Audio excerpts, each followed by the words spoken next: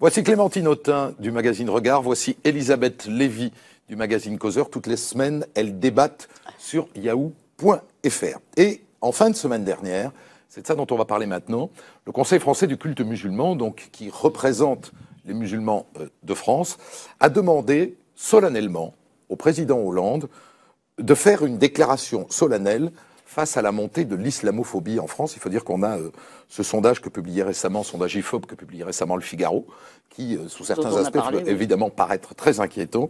43% des Français s'inquiètent de la place grandissante de l'islam dans notre pays. Alors, ma question est simple, est-ce qu'il faut qu'Hollande fasse cette déclaration solennelle, Madame Lévy? Non. Alors moi, je pensais que la question allait être comment va-t-on lutter contre l'islamophobie, et j'aurais voulu vous répondre que pour lutter contre l'islamophobie, on n'a qu'à commencer par interdire le livre de Mohamed Merah, parce que ça risque de nourrir l'islamophobie. On n'a qu'à supprimer la protection policière de Charlie Hebdo, parce que le fait qu'on doive les protéger, c'est-à-dire que des gens puissent les attaquer, pourrait nourrir l'islamophobie. Pour répondre à votre question directement, le mot islamophobie, je l'ai déjà dit ici, est un mot piégé qui mélange deux choses, d'accord, et qui essaye de confondre, qui essaye d'interdire l'une au prétexte d'interdire l'autre. Ce qui est intolérable, d'accord, que ce soit des juifs, des musulmans, des noirs, des blancs, ce que vous voulez, c'est la détestation des individus, la haine des individus et l'hostilité pour les individus. Mais ce que prétend interdire l'islamophobie, c'est pas ça. On a le droit de ne pas aimer l'islam, comme on a le droit de ne pas aimer le judaïsme, comme on a le droit de ne pas aimer le communisme, le libéralisme, le socialisme ou l'écologisme. On a le droit de ne pas aimer la culture musulmane ou la culture juive. C'est un droit de l'homme constitutionnel, d'accord ? Et au prétexte, oui, ça s'appelle la liberté de conscience. La liberté de conscience, c'est dans la Constitution, c'est dans la Déclaration des droits de l'homme. Donc moi, si j'ai envie de ne pas aimer l'islam, c'est mes oignons. Et c'est le cas.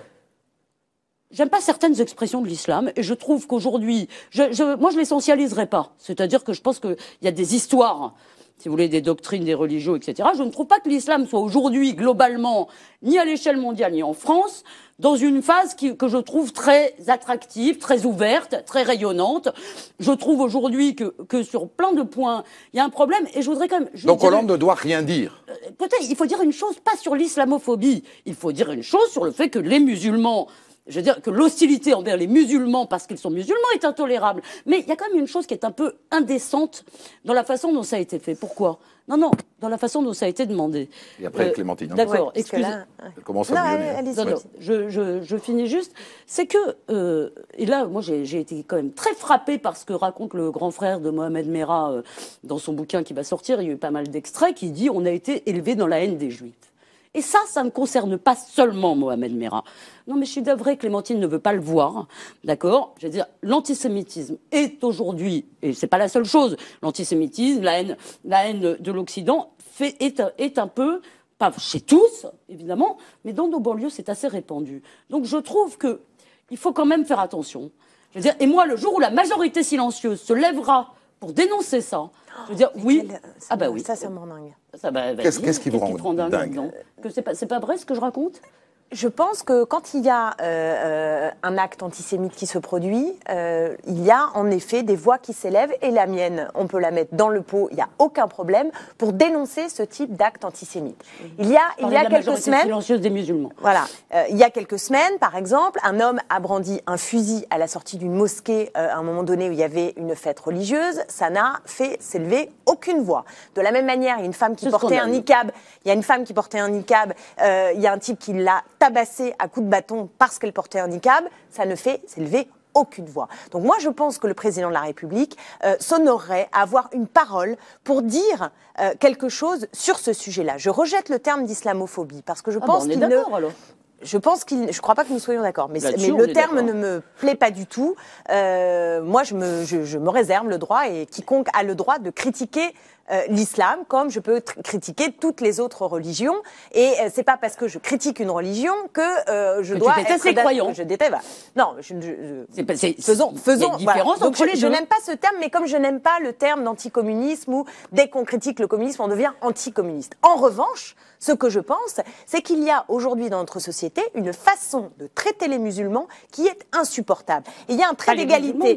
Je peux terminer, je vous ai laissé. Non, mais justement, il n'y a pas un islam islams, il y a des islams. Et tous les musulmans ne sont pas des terroristes en puissance. Et quand je vois ces dernières semaines, les unes de l'Express, Le Point, Marianne, Valeurs Actuelles, cet islam sans gêne, la peur de l'islam, les convertis d'Allah, pourquoi l'islam fait peur. On en a une toutes les semaines. Le Parisien qui nous a fait un numéro... C'est totalement, il n'y a aucune réalité derrière. C'est totalement amplifié. Et d'ailleurs, je ne sais pas quelle est la réalité. Ce que je sais, c'est qu'il y a des gens comme vous qui amplifie ce problème-là. Tu ne le sais pas parce que tu ne veux pas le savoir. Je ne suis pas d'accord avec l'analyse qui consistera à dire qu'il y a des ennemis de l'intérieur dans notre pays et en Europe et qu'il y aurait une guerre à mener contre la culture musulmane. Moi, je suis navrée. Je vois que certaines manifestations de l'islam... Et j'aimerais bien pouvoir terminer par ailleurs. Et je pense que le message qui est adressé, on n'est vraiment pas d'accord là-dessus, le message qui est adressé aux musulmans de toutes parts, c'est vous n'êtes pas chez vous et vous n'êtes pas comme nous. C'est ça qu'on leur dit en permanence. On leur demande de faire des preuves de tout, qu'ils sont capables de nous ressembler et d'être comme nous. Ils ne sont pas d'ailleurs un tout uniforme. Il y a des cultures dans ce monde musulman et ils ont droit au respect et ils ont droit de ne pas être stigmatisés comme des ennemis de l'intérieur. Toutes les cultures et toutes les pratiques n'ont pas le droit au respect. Non. Je ne respecte absolument pas les gens qui refusent l'égalité entre les hommes et les femmes. S'il y a des musulmans... Ah bah dis donc, dans la République française, il y a un paquet de gens que vous devriez ne pas respecter. J'ai parlé de pratiques. Les conseils d'administration des entreprises du CAC 40 dans lesquels il y a 3 nanas qui se battent en gueule, vous pensez quoi de ça? Vous pensez quoi de ça? C'est l'égalité, ça? C'est l'égalité, ça, Madame Lévy? C'est marrant, dans les banlieues, ça vous dérange pas l'inégalité entre les hommes et les femmes. On vous a jamais entendu en parler. Alors, vous plaisantez, Madame Lévy? Et chez les bourgeois, vous croyez que les viols collectifs, ça n'existe pas? Chez les bourgeois blancs. Mais qui vous allez convaincre comme ça? Écoutez, il y a un problème, je crois qu'il y a un problème avec certaines manifestations de l'islam, que malheureusement, la majorité silencieuse des musulmans, je parlais de cette majorité-là, je veux dire, j'aimerais la dénoncer plus vigoureusement. Or, ils ont peur. Pourquoi ils ont peur? Parce que vous leur faites peur. Ah, c'est moi qui leur fais peur. Vous leur envoyez une image d'eux-mêmes qui est insupportable. Mais c'est marrant, on dirait que vous n'avez pas la télévision, que vous ne voyez pas ce qui se passe dans le monde. C'est-à-dire, la simple idée qu'on puisse vous dire... La télévision, c'est à ce point-là la simple idée qu'on la réalité du monde, Madame Lévy, un petit peu plus subtil que ça.